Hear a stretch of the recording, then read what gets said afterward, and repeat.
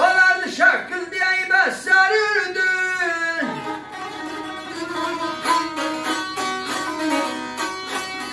Oyun oynar, amudular ey oynaynar. Ben derdimi feleğe dedim.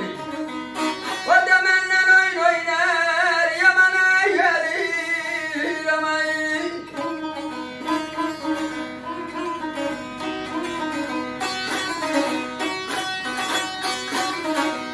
Bulutlar oynaşıp şimşek çakanda,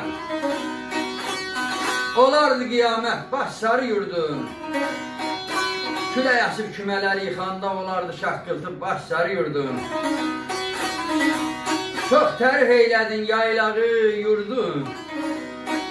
İçməyə suyu yox idi, bulaq qurudu. Gecələr yatmadım, çox oldu qurdu, bir ləzzət görmədim baş sarı yurdun.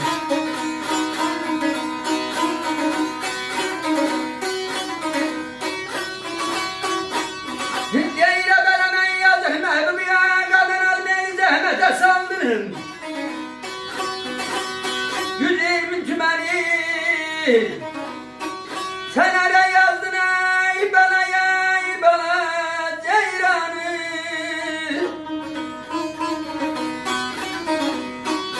Şöyle yaz ey niye tek kaldın.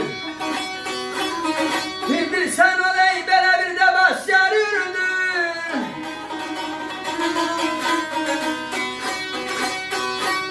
Demə gəl, demlə götüyey, demə gələrim aman ay.